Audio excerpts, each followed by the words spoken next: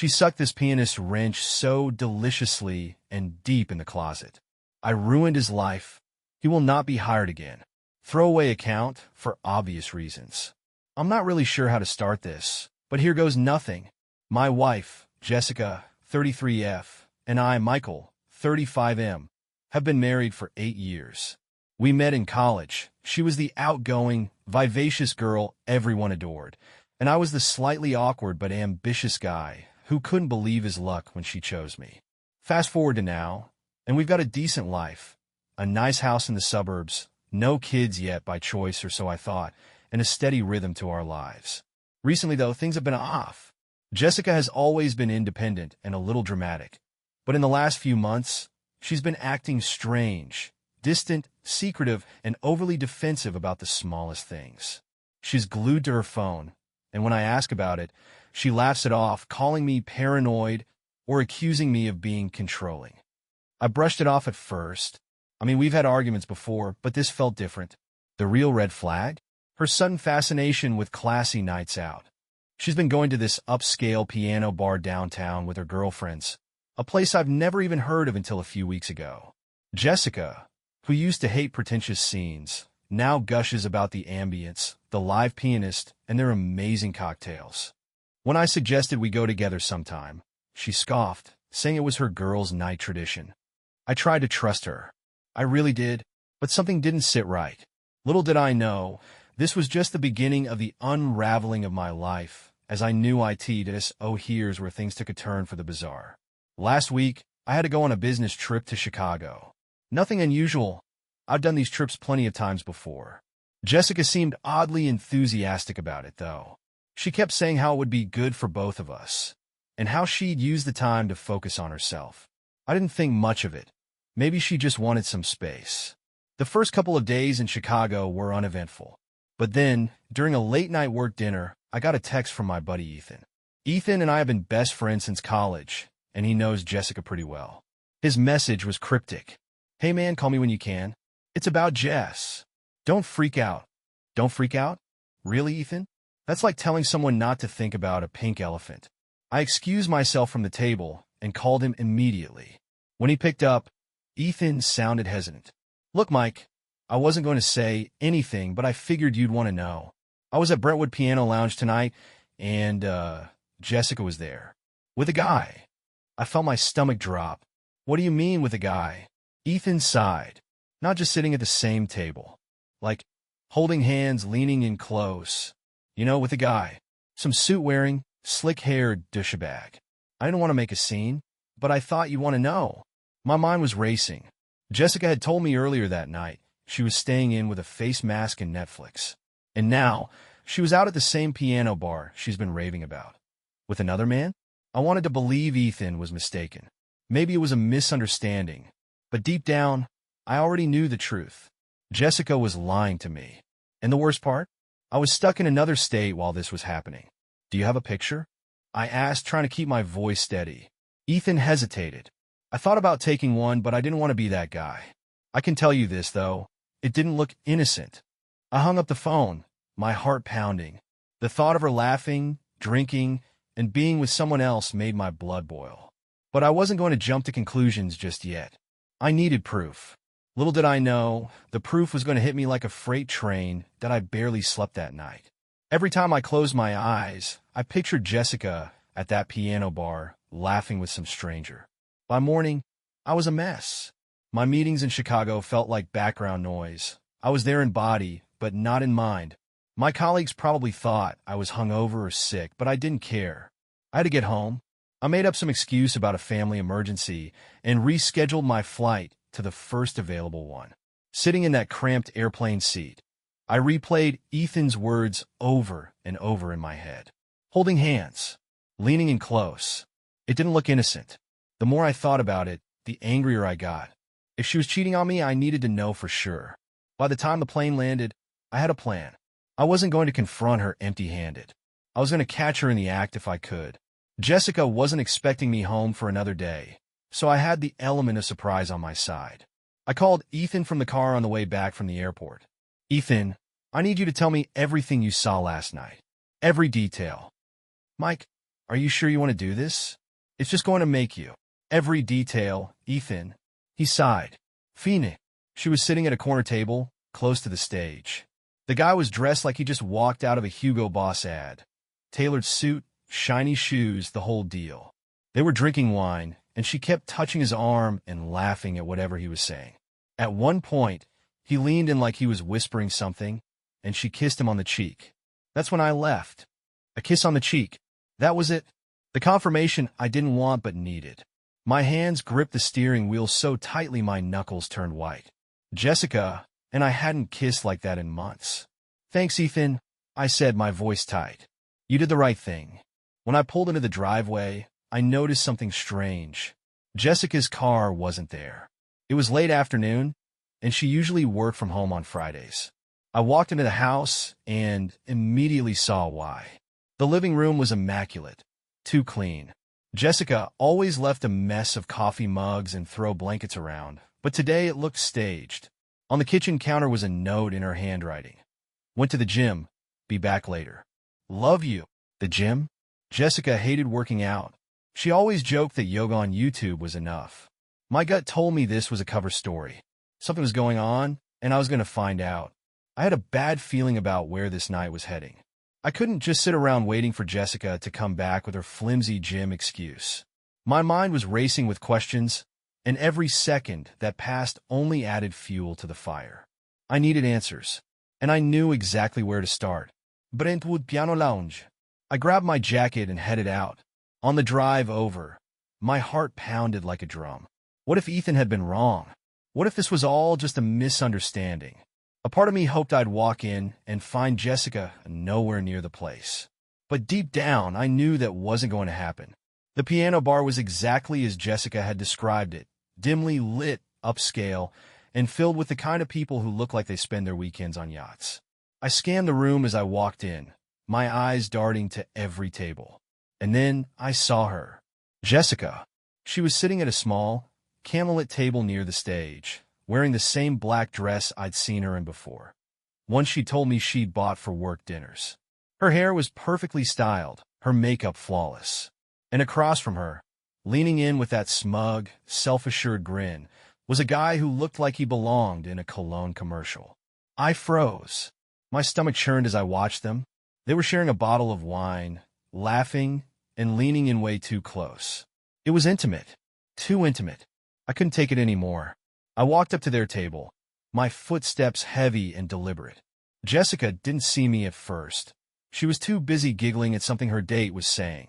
But when I reached the table and said her name, her head snapped up so fast she almost spilled her wine. Jessica. My voice was cold, steady. Her face went pale.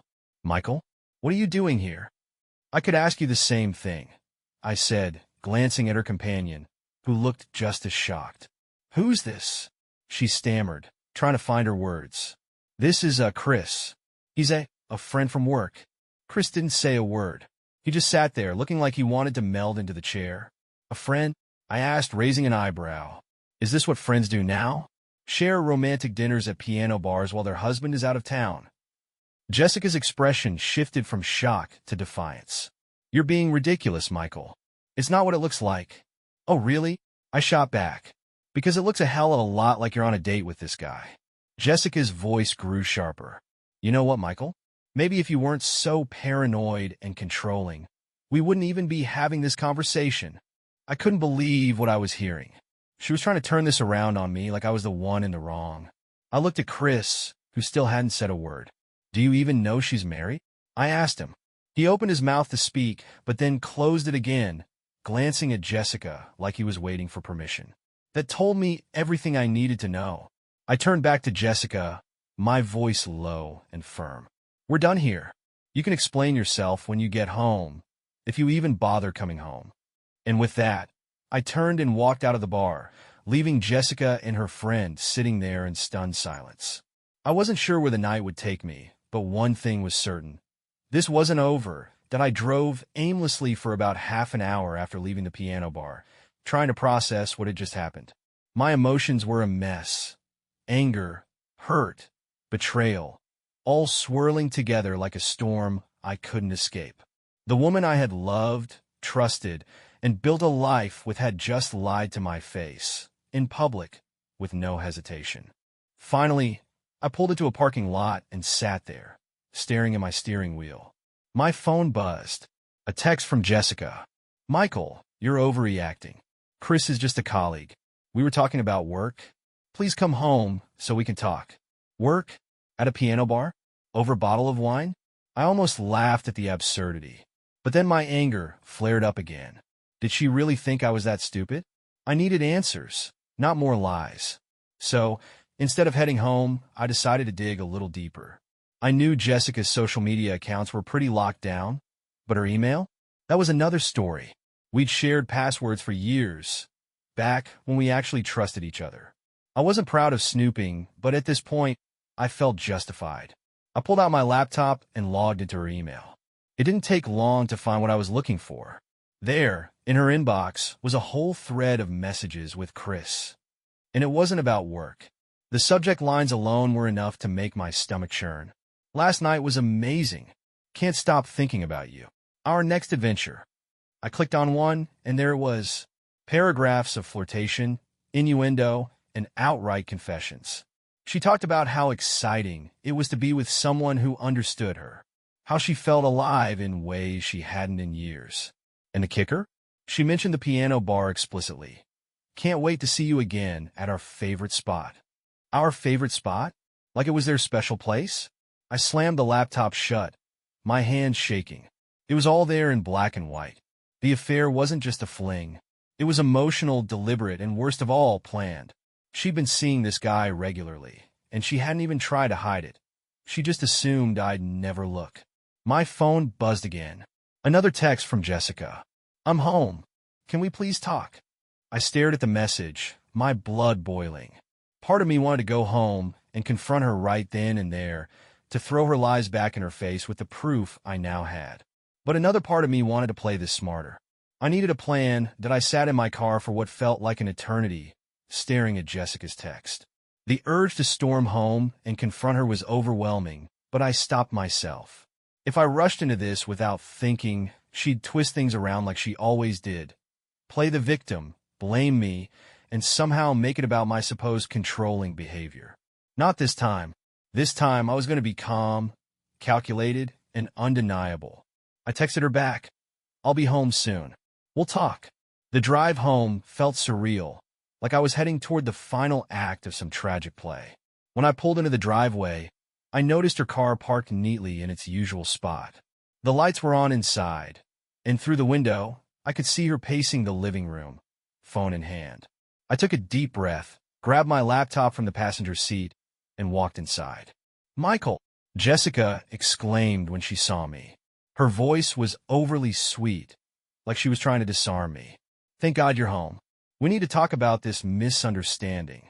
I dropped my keys on the table and looked at her, calm but firm. "You're right. We do." She tried to approach me, but I held up a hand. "Before you start, let me ask you one thing. Who is Chris? And don't lie to me."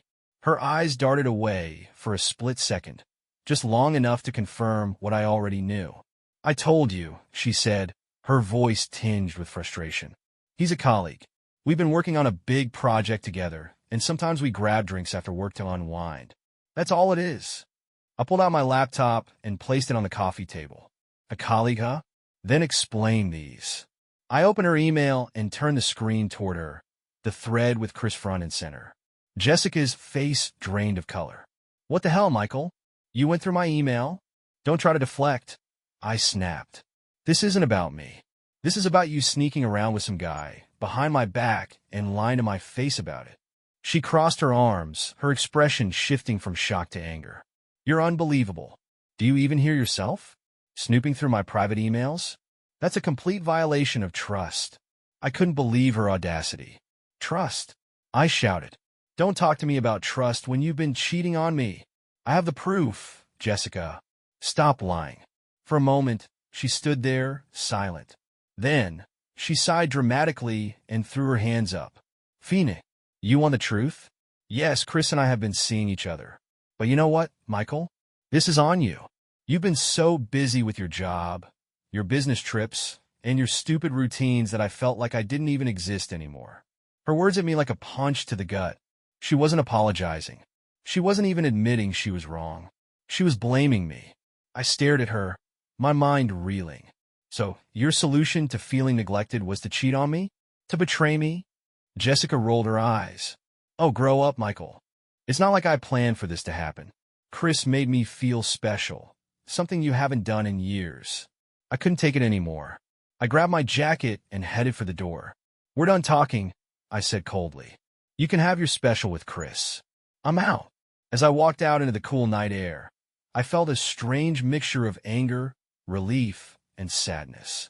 The woman I thought I knew was gone, replaced by someone I didn't even recognize. But the night wasn't over yet. Not by a long shot that I didn't go far after storming out. I parked a few blocks away at a small, empty park, trying to calm myself down and figure out what the hell I was going to do next. Divorce? Separation? Counseling? Every option felt like a mountain I didn't want to climb. My head was spinning, and I needed someone to talk to. That's when I remembered Ethan. He'd been my sounding board through a lot of tough times, and he was the only person who knew what was going on. I pulled out my phone and called him. Mike, man, you okay? He answered immediately like he'd been waiting for my call. Not even close, I admitted. I confronted her. She admitted it, but not before blaming me for everything. I just walked out. I don't even know where to start. Ethan sighed. I'm sorry. Mom, you don't deserve this. Look, I didn't tell you this earlier because I didn't want to make things worse, but you should know something. My stomach tightened. What now? After I saw Jessica and Chris at the piano bar last night, I stayed outside for a bit, just in case.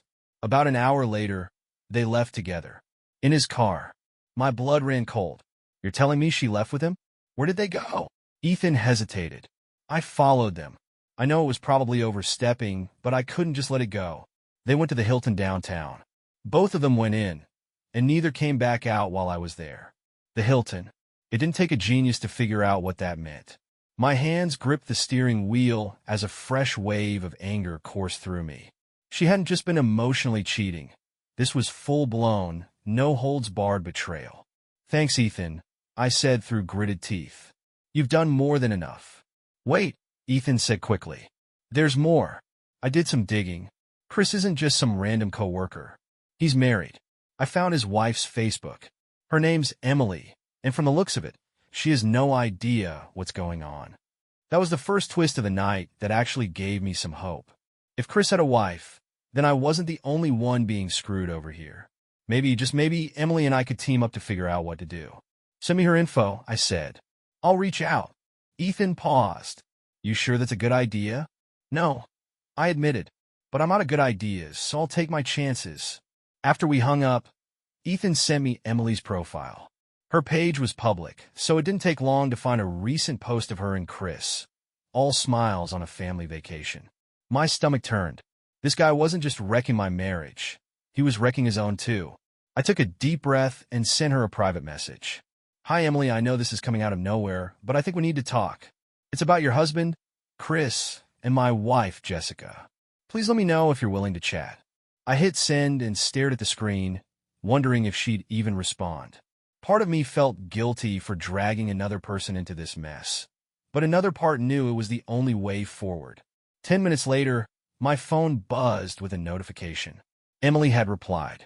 I'm listening. This was about to get even more complicated, that I didn't waste any time. I responded to Emily's message immediately, explaining everything I knew in as straightforward a way as possible. How my wife, Jessica, had been sneaking around with her husband, Chris, meeting at the piano bar, and even spending the night at the Hilton. I wasn't sure how much she'd believe or how she'd react, but I needed her to know. Her reply came fast. Can you prove it? Thankfully, I could. I sent screenshots of Jessica's emails with Chris, and although I felt dirty dragging someone else into this, it felt like the right thing to do. Emily went quiet for a while after that, and I started second-guessing myself. Maybe she wouldn't want to get involved. Maybe she'd block me. Maybe this would just make things worse. But then, my phone buzzed again. Let's meet. We agreed on a coffee shop halfway between our homes. I didn't know what to expect. Would she be furious? Distraught? Ready to fight me for accusing her husband? My mind raced as I sat at the table, nursing a coffee I didn't want. When Emily walked in, I recognized her immediately from her Facebook pictures. She was petite, with sharp eyes that suggested she wasn't someone to mess with. She spotted me, walked over, and sat down without a word. "So," she said, her voice steady but cold. "This is real?" I nodded, sliding my laptop across the table. I'd pulled up the email thread and highlighted the most damning parts. She scanned the screen, her face unreadable, but her grip on her coffee cup tightened with each passing second. Finally, she spoke. "That bastard." I knew something was up, but I didn't want to believe it. She looked at me, her expression hardening. "And your wife? What's her excuse?" She tried to blame me. I admitted, bitterness creeping into my tone. Said I didn't make her feel special anymore, so she had no choice. Emily snorted. Classic. Chris probably told her the same crap he's fed me for years. How he's unappreciated and needs someone who understands him. She rolled her eyes. I bet he didn't mention the 3 kids at home. Did he? I blinked. 3 kids? She nodded, her jaw tight. A 10-year-old, a 6-year-old, and a toddler. I've been holding down the fort while he's out playing Casanova with your wife. Her anger was palpable, and for the first time that day, I felt a flicker of camaraderie. We were both victims of the same betrayal, and now we had a chance to do something about it. "What do you want to do?" I asked cautiously. Emily leaned back in her chair, her eyes narrowing. "I'm not the type to sit back and let this slide. If Chris and Jessica want to act like they're in some soap opera, fine. But they don't get to walk away unscathed. I like her already." We spent the next hour brainstorming. Emily suggested exposing them, publicly if necessary. But we both agreed that our next step should be catching them together, in a situation they couldn't talk their way out of. "They're too comfortable," Emily said, a sharp edge in her voice. "They think they're untouchable. Let's remind them they're not." By the time we left the coffee shop, we had a plan, and if everything went right, Jessica and Chris would soon learn that their little affair wasn't as secret as they thought. Emily and I spent the next few days meticulously planning how to confront Jessica and Chris in a way that would leave no room for lies or excuses. If we were going to do this, it had to be airtight. We couldn't let them squirm their way out of it with half-truths or deflections. Emily's knowledge of Chris's habits was invaluable. She knew his routine, his favorite hangouts, and more importantly, his weaknesses. "He's predictable," she told me over another coffee meeting. "Every Wednesday night, he has his so-called networking drinks at the Hilton bar. That's probably when he meets her." It lined up perfectly. Jessica had claimed she was meeting her girlfriends every Wednesday for a Pilates class, which I now knew was a total lie. This was our chance. The plan was simple but effective. Emily and I would show up separately to the Hilton bar and wait for them to arrive. Once they were seated, we'd confront them together, catching them red-handed. Emily even suggested hiring a photographer to document the encounter. "For the lawyers," she said with a smirk. I wasn't sure if she was joking, but I loved the idea. Wednesday came, and my nerves were on edge all day. Jessica was her usual self, chatting about mundane things at breakfast and texting me a kissy face emoji during lunch. It was infuriating to see how easily she pretended nothing was wrong. That evening, Jessica left the house at her usual time, yoga mat in hand. "Don't wait up," she called as she closed the door. I didn't reply. I met Emily outside the Hilton an hour later. She was dressed in jeans and a leather jacket, looking every bit as determined as I felt. "Ready?" she asked. "Let's do this." We walked into the bar separately, taking seats at opposite ends of the room. It was a nice place, dim lighting, live piano music, and overpriced drinks. The kind of place that screamed Affair Central. I scanned the room nervously, hoping they wouldn't spot me first. About 20 minutes later, they walked in. Jessica looked stunning in a red dress I'd never seen before, her arm looped through Chris's. They were laughing, completely at ease, as if they didn't have a care in the world. They found a table near the back and ordered drinks, leaning in close to each other as the pianist played something soft and romantic. My hands clenched into fists. Emily caught my eye from across the room and gave me a subtle nod. It was time. I stood up and walked toward their table, my heart pounding in my chest. Emily followed a few steps behind me. As I approached, Jessica glanced up, and her smile vanished. Michael? What? What are you doing here? Her voice faltered, and she instinctively pulled her arm away from Chris. Funny, I was about to ask you the same thing, I said, my voice steady but cold. Pilates, huh? This doesn't look like a workout to me. Chris looked between Jessica and me, clearly confused. What's going on? That's when Emily stepped forward. What's going on, Chris? Is that your wife just caught you cheating? Care to explain? Chris's face went white. Emily, what are you doing here? Jessica looked at me, then at Emily, and then back at me. Wait, you two know each other? We do now, I said, crossing my arms. And we know everything. The look of panic on their faces was almost satisfying, almost. But the night was far from over. For a moment, the entire bar seemed to go silent. It was like the world paused, everyone sensing the tension at our table. Jessica's wide eyes darted between me, Emily, and Chris, who now looked like he wanted to disappear under the table. Michael, this isn't what it looks like, Jessica stammered, her voice shaky but desperate. I let out a bitter laugh. Is that seriously what you're going with? Because from where I'm standing, it looks exactly like what it is. You cheating on me. Emily didn't miss a beat. And you, Chris, are a lying piece of garbage. Late nights at work, huh? Is that what you call sneaking around with someone else's wife? Chris finally found his voice. Emily, let's not do this here. We can talk about this at home. Oh, we're doing this here, she snapped. You don't get to sweep this under the rug. Not this time. Jessica's panic quickly turned to indignation. You're blowing this way out of proportion, she hissed, her voice low but venomous. Michael, you're acting like a jealous psycho. I told you Chris and I are just friends. Just friends. I shot back, pulling out my phone. Then maybe you can explain these. I held up the screenshots of her emails with Chris, the ones filled with flirtation, confessions, and explicit plans for nights together. Jessica's face turned crimson. She opened her mouth to say something, but no words came out. Emily, meanwhile, was on a roll. And you, Chris, she said, turning to him. Did you forget about your kids? About the family you're supposed to be supporting while you're out here playing sugar daddy to his wife? Chris flinched. Emily, please, let's not make a scene. Oh, we're making a scene, she interrupted, her voice loud enough to draw stares from nearby tables. The scene you deserve. Jessica tried to grab my arm, her voice softening. Michael, please, let's just go home and talk about this. We can fix it. I pulled my arm away. Fix it? You've been sneaking around with this guy for months. You lied to my face, over and over again. There's no fixing this, Jess. We're done. Jessica's face crumpled, but I didn't feel the slightest bit sorry for her. She brought this on herself. Emily wasn't done. She leaned in close to Chris, her voice low and icy. When we get home, you'd better pack your things. And don't think for a second you're keeping this quiet. Your parents, your boss, your buddies from golf, they're all going to know what kind of man you really are. Chris slumped in his chair, defeated. The tension was unbearable, and I could feel eyes on us from every corner of the bar. I stood up, turning to Emily. We've said what we needed to say. Let's get out of here.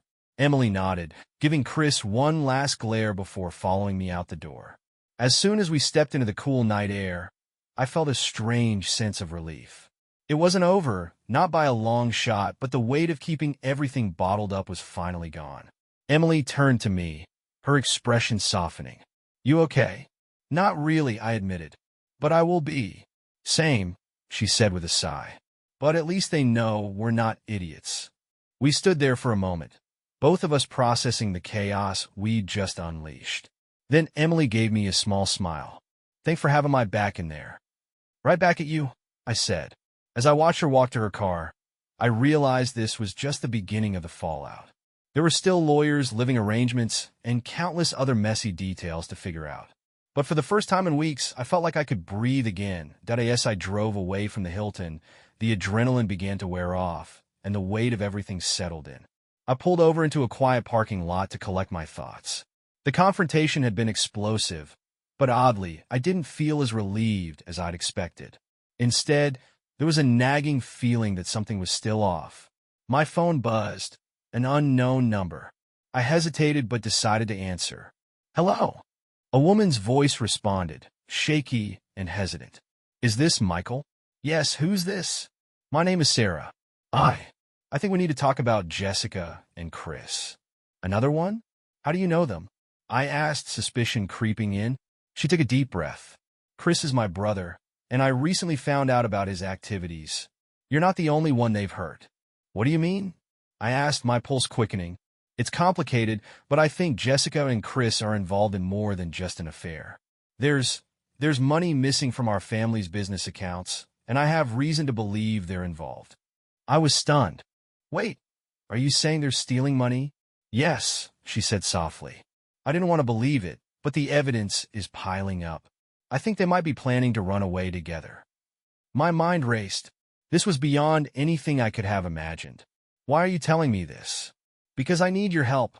I can't confront Chris alone, and I thought you might want to know what's really going on." At that moment, Emily called.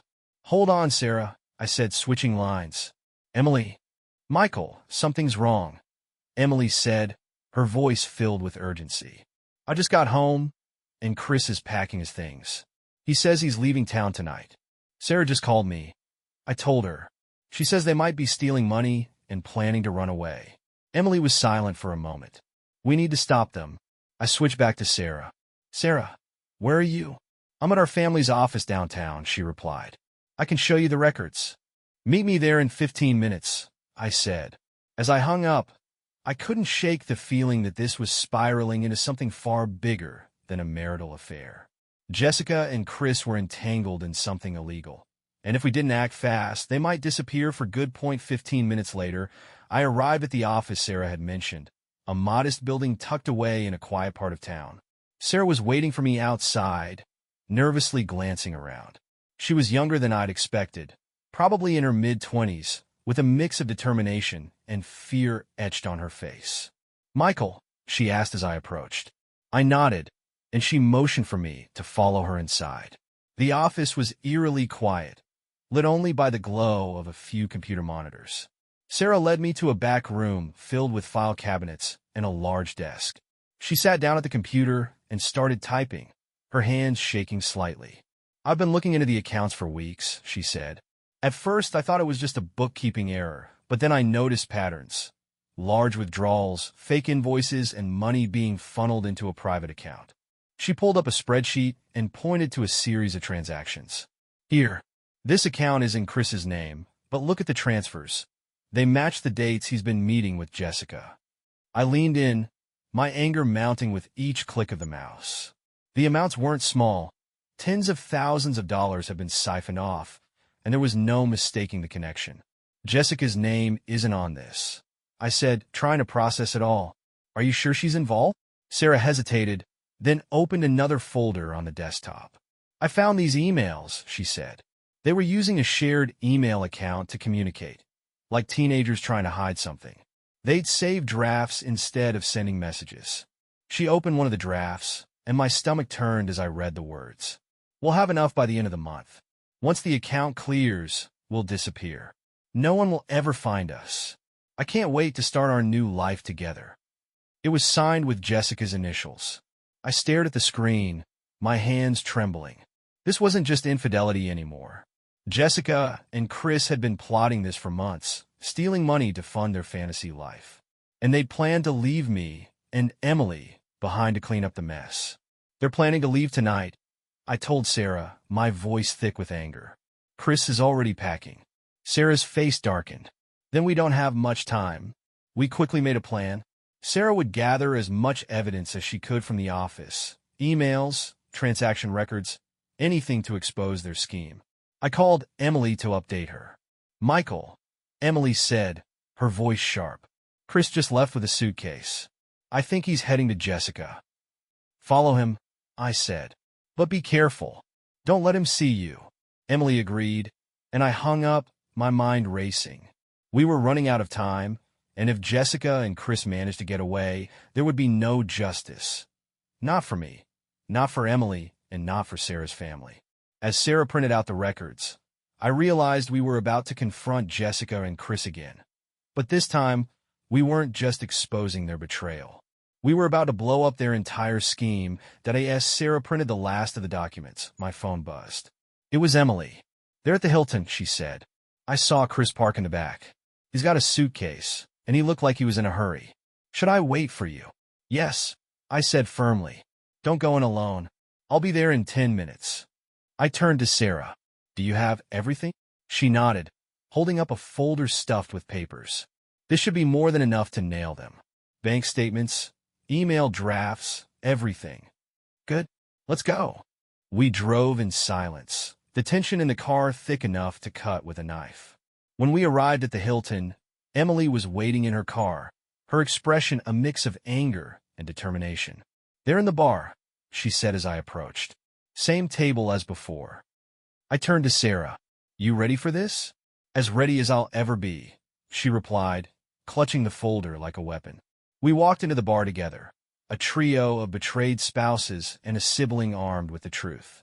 Jessica and Chris were easy to spot, seated in their usual corner, leaning close and whispering to each other. A suitcase sat at Chris's feet, confirming their plan to leave that night. They didn't notice us at first. It wasn't until we were standing right in front of their table that Jessica looked up, her face freezing in shock. "Michael?" she said, her voice a mixture of surprise and panic. "What are you doing here?"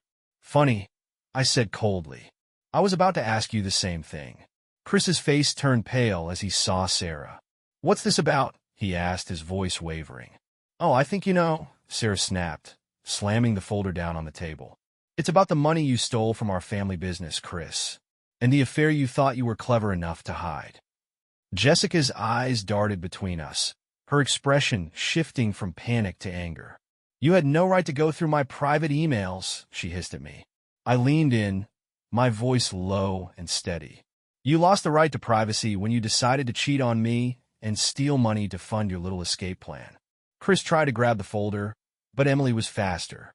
She snatched it up and held it out of his reach. "Don't even think about it," she said sharply. "You've done enough damage." Jessica stood up, her hands clenched into fists. "You're all overreacting," she spat. "You don't understand." "Save it," I interrupted. "We've seen the emails. We know everything. You're not talking your way out of this." Chris stood as well, trying to regain control of the situation. "Let's just sit down and talk this out," he said, his tone condescending. "No need to make a scene." Emily laughed bitterly. "Oh, we're way past that, Chris. You're going to pay for what you've done. To me, to Michael, and to Sarah's family." Jessica grabbed her purse, clearly ready to bolt. "This is ridiculous," she said. "I'm leaving." "You're not going anywhere," Sarah said, stepping in front of her. "The police are on their way." Jessica froze. "The police?" she echoed, her voice cracking. "That's right," I said. "We're done playing games." Chris and Jessica both went silent, their faces pale. They knew they were trapped.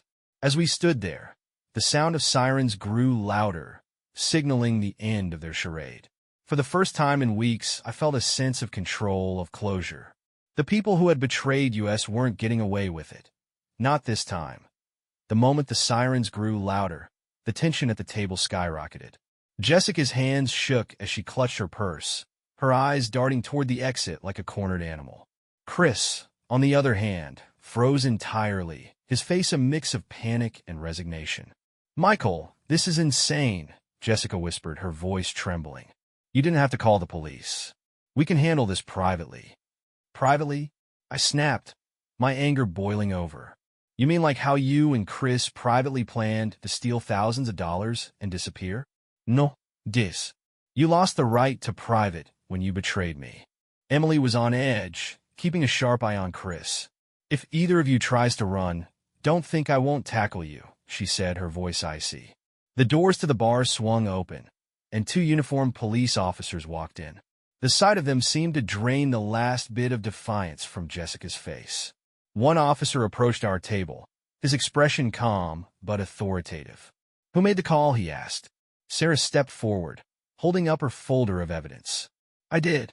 I have proof that my brother, Chris, and this woman, Jessica, embezzled money from my family's business. They're also attempting to flee tonight." The officer nodded, taking the folder and flipping through the pages. His partner gestured toward Chris and Jessica. "Sir, ma'am, we're going to need you to come with us for questioning." Jessica's composure shattered. "Wait," she cried, tears streaming down her face. "This is all a misunderstanding. Chris told me the money was his. He said it was a loan from his family." Chris's head snapped toward her, his expression turning furious. "Are you seriously trying to pin this all on me right now? You were the one who pushed me to do it." The officers exchanged a look. "You're both under suspicion," the first officer said. "You'll have a chance to explain everything at the station." As the officers cuffed Chris and Jessica, I felt a strange mixture of vindication and sadness. This wasn't how I imagined my life unraveling, but there was also a deep sense of relief. Finally, the lies, the betrayal, and the scheming were out in the open. Jessica turned to me as they led her away. "Michael, please. You can't let them do this. I didn't mean for any of this to happen." I met her desperate gaze with cold indifference. "You did this to yourself." Chris didn't even bother looking at Emily as he was escorted out. She watched him go with a steely expression, her arms crossed. "Good riddance," she muttered under her breath. When the police were gone, the bar was eerily quiet. A few patrons whispered to each other, clearly entertained by the drama. I slumped into a chair, suddenly exhausted. Emily sat across from me, letting out a long sigh. "Well, that was intense." Sarah joined us, her face pale but determined. "Thank you," she said softly, "for helping me. I don't think I could have done this alone." "We couldn't have either," I replied. "This was a team effort." Emily raised her glass of water in a mock toast. "To new beginnings." I clinked my glass against hers, a faint smile tugging at the corner of my lips. For the first time in weeks, I felt like the worst was behind me. But there was still one part left to face. Picking up the pieces of my life without Jessica in it. The next few days were a blur. Jessica and Chris were held in custody while the police investigated the embezzlement. Sarah's evidence was rock solid, and with Emily and me both providing statements about their scheming, there wasn't much they could deny. The fallout hit quickly, and it was devastating, for them at least. Jessica called me from jail. I didn't answer. She left a voicemail, her voice trembling, begging me to bail her out, insisting she'd been manipulated by Chris. I deleted it without listening to the rest. There was nothing left to say. Emily, on the other hand, was thriving. She wasted no time filing for divorce and freezing their joint accounts, ensuring Chris couldn't access another dime. She even joked about framing her copy of the police report as a reminder to trust her gut next time. As for Sarah, she kept in touch. She told me her family was relieved that Chris's schemes had been exposed before they could cause more damage. "We'll recover," she said, "but it'll take time. Thanks for standing with me." That left me. The house felt emptier without Jessica, but not in the way I'd expected. Instead of sadness, I felt a strange kind of peace, like I could finally breathe. I spent the first few days cleaning, clearing out her things, scrubbing every corner, reclaiming the space as mine. It was cathartic, almost therapeutic. Ethan stopped by one evening with pizza and beer. "How's single life treating you?" he asked, dropping onto the couch. "Honestly, better than I thought," I said. "I mean, it still stings, but I think I'm going to be okay." "Good," he said, raising a beer and a toast. "Here's to dodging bullets." We clinked bottles, and for the first time in what felt like forever, I laughed. Over the next few weeks, I started to rebuild. I threw myself into work, picked up old hobbies, and reconnected with friends I'd drifted away from. Slowly, the life I'd thought I'd lost began to feel like mine again, this time on my terms. One afternoon, I got a text from Emily. "Want to grab coffee? Thought you might need a break from all the chaos." I smiled and replied, "Absolutely. Your treat, though. I'm still recovering from all that overpriced wine Jess kept buying." As I walked to meet her, I realized something important. This wasn't the end of my story.